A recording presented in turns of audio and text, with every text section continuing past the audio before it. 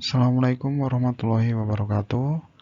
Oke, kali ini kita akan membahas mengenai soal-soal yang berkaitan dengan cahaya dan alat optik. Oke, langsung soal yang pertama. Sebutkan sifat-sifat cahaya. Sifat-sifat cahaya yang pertama adalah cahaya dapat dibiaskan. Nah, ini sering kita lihat kejadian seperti ini. Ada pensil yang dimasukkan ke dalam gelas yang berisi air, maka pensil ini akan terlihat patah. Ini karena peristiwa pembiasan cahaya. Kemudian yang kedua, cahaya dapat dipantulkan ya. Seperti gambar berikut, ini adalah cahaya yang berasal dari sebuah senter kemudian diarahkan ke cermin. Kemudian oleh cermin dipantulkan kembali menuju mata. Selanjutnya cahaya dapat menembus benda bening. Jadi kalau misalnya sebuah senter kemudian diarahkan ke air, maka cahaya dari senter ini akan menembus air. Kemudian cahaya bisa diuraikan. Jadi misalnya cahaya matahari mengenai sebuah prisma seperti ini, prisma yang terbuat dari kaca, atau yang sering kita lihat adalah cahaya melewati titik-titik hujan. Nanti cahaya matahari itu akan terurai menjadi warna-warna pelangi seperti ini. Kemudian cahaya merambat lurus.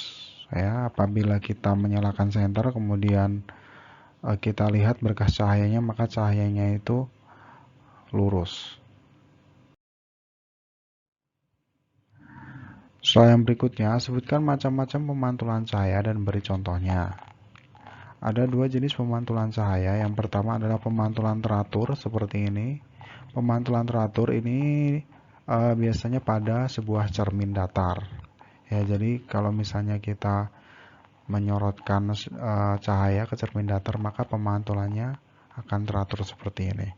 Seperti pada gambar berikut. Kemudian yang kedua, apabila cahaya itu diarahkan terhadap benda yang tidak rata, misalnya air yang bergelombang ataupun dinding atau lantai yang tidak rata, maka cahaya ini akan tersebar atau tidak teratur. Ini disebut pemantulan tidak teratur. Kemudian sebutkan hukum pemantulan cahaya. Ya, jadi pemantulan cahaya itu punya sebuah aturan ya yang disebut dengan hukum pemantulan cahaya. Jadi misalnya ini ada sebuah cermin, kemudian ada cahaya yang menuju cermin, nanti cahaya itu akan dipantulkan. Nah, kedua cahaya ini namanya cahaya datang, kemudian ini adalah cahaya pantul. Kemudian apabila diberi garis pada garis tengah seperti ini, maka akan terbentuk dua sudut ya. Sudut ini namanya sudut datang, kemudian ini namanya sudut pantul. Kemudian garis yang membelah dua ini yang tegak lurus dengan bidang pantulnya itu disebut dengan garis normal. Jadi hukum pemantulan cahaya yang pertama adalah sinar datang, sinar pantul dan garis normal terletak dalam bidang datar yang mana ketiganya berada dalam satu titik potong bidang pantulnya. Jadi seperti ini gambarnya. Kemudian sudut pantul cahaya, misalnya ini alfa, sudut pantul cahaya nilainya sama dengan sudut datang cahaya. Jadi sudut datang sama dengan sudut pantul. Misalnya sudut datangnya itu alfa, kemudian sudut pantulnya beta, maka alfa sama dengan beta. Kemudian sebutkan 3 macam cermin. Nah, yang pertama adalah cermin datar. Nah, ini sering kita jumpain kalau kita misalnya mau berhias.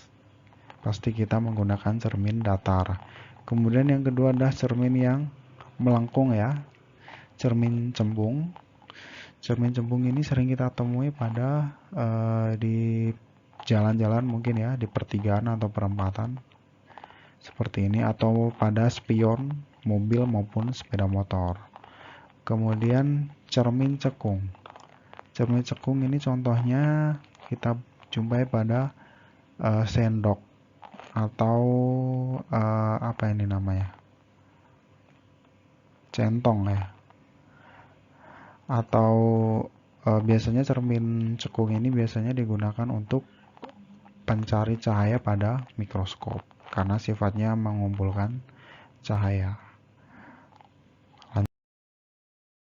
Sebutkan perbedaan bayangan maya dan bayangan nyata. Kalau kita melihat film di bioskop, maka gambar yang kita lihat itu merupakan bayangan nyata. Seperti ini. Ya. Jadi ada dua jenis, bayangan nyata dan bayangan maya. Bayangan nyata adalah bayangan yang bisa ditangkap oleh layar dan hasil dari perpotongan sinar pantul cermin atau sinar bias lensa. Letaknya di depan cermin atau lensa. Contohnya adalah gambar pada layar bioskop atau kamera. Kemudian bayangan maya. Oh maaf, ini bayangan maya maksudnya, bukan bayangan nyata. Bayangan yang tidak bisa ditangkap layar. Kemudian hasil dari perpotongan perpanjangan sinar pantul cermin atau perpanjangan sinar bias lensa. Letaknya di belakang cermin atau lensa. Nah, bayangan maya ini sering kita lihat kalau kita sedang berkaca atau sedang berhias. Maka yang kita lihat itu adalah bayangan maya. Sedangkan kalau kita nonton bioskop, gambar yang kita lihat itu adalah bayangan nyata.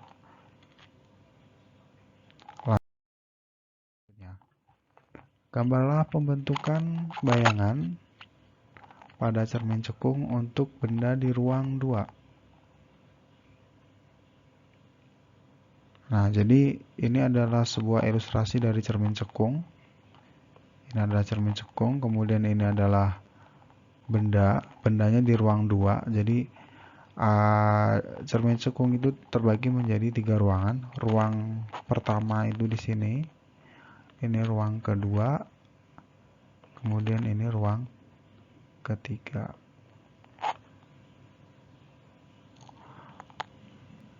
Oke, untuk menggambar bayangan pada cermin cekung, ini benda sinar sejajar sumbu utama akan dipantulkan menuju titik fokus seperti gambar berikut. Kemudian sinar datang menuju titik fokus dipantulkan sejajar sumbu utama sehingga kedua cahaya ini berpotongan. Nah, titik tempat berpotongan ini adalah letak cahaya. Letak cahayanya di sini sehingga didapatkan cahaya ini bayangannya ini bersifat nyata, terbalik dan diperbesar. Apa yang terjadi jika cahaya merambat melalui medium yang berbeda, misalnya dari udara ke air?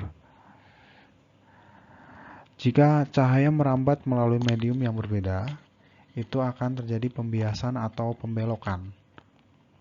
Karena jika melewati dua medium yang berbeda yang mempunyai kerapatan yang berbeda, kecepatan cahaya ini akan berubah sehingga cahaya ini dapat membias atau membelok. Ya, misalnya seperti ini cahaya dari udara menuju sebuah kaca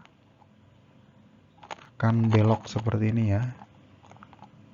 Jadi beloknya ini mendekati garis normal ya. Kemudian kalau dari kaca menuju udara akan menjauhi seperti ini.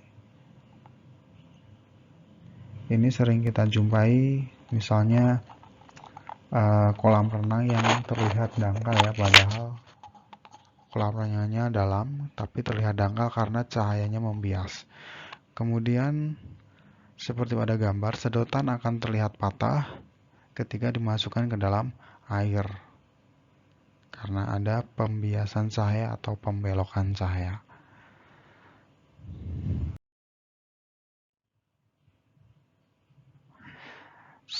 Sifat lensa cembung. Sifat lensa cembung ini seperti kita lihat pada gambar. Jika ada cahaya yang menuju lensa cembung, maka cahayanya ini akan dikumpulkan ke satu titik. Nah, ini namanya titik fokus. Jadi sifat lensa cembung adalah mengumpulkan cahaya atau konvergen. Kemudian sinar istimewa pada lensa cembung.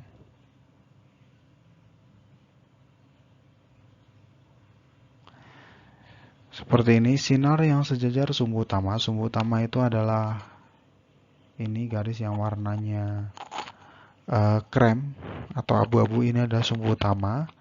Kemudian yang warna kuning adalah lensa cembung. Sinar merah atau sinar datang yang sejajar sumbu utama nanti akan dibiaskan ke titik fokus. Jadi ini adalah titik fokus. Yang kedua, jika sinarnya menuju titik pusat lensa, maka sinarnya ini tidak dibiaskan. Kemudian yang ketiga, jika cahayanya menuju titik fokus, maka akan dibiaskan sejajar sumbu utama. Nah, itu adalah sinar istimewa pada lensa. Kemudian langsung ke soalnya. Sebuah lensa cembung mempunyai titik fokus 5 cm di depan lensa, diletakkan benda 2 cm di depan lensa. Di manakah letak bayangannya? Nah, jadi kira-kira gambarnya seperti ini. Ini adalah sebuah lensa, kemudian ini adalah titik fokusnya. Kemudian ini benda diletakkan di depan lensa yang jaraknya 2 cm. Kemudian jarak fokus ke lensa ini 5 cm. Jadi kalau digambar dengan sinar istimewa tadi, kan kira-kira akan seperti ini. Ya, jadi diketahui fokusnya 5 cm, kemudian jarak bendanya SO-nya 2 cm, jarak bayangan ke lensa adalah titik-titik. Titik fokus ini saya simbolkan F, kemudian jarak benda ke lensa itu saya simbolkan SO, kemudian jarak bayangan ke lensa SI. Nah, kita memakai rumus seperti ini. SI sama dengan SO dikali F per SO dikurangi F. Sehingga tadi SO-nya itu adalah 2, berarti 2 dikali 5 per 2 dikurangi 5 sama dengan 10 per min 3 sama dengan min 3,3. Nah, ini bernilai min. Ini berarti bayangannya itu bersifat maya.